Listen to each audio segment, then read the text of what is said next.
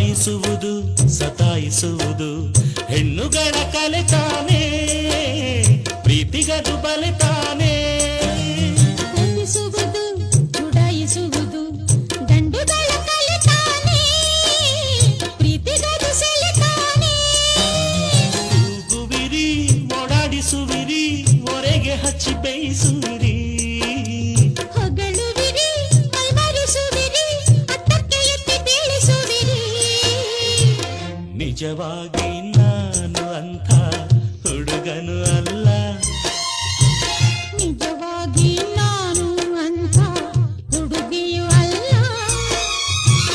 ನಿಜವಾಗಿ ನಾನು ನಿನ್ನ ಪ್ರೀತಿಯ ದಾಸ. ನಿಜವಾಗಿ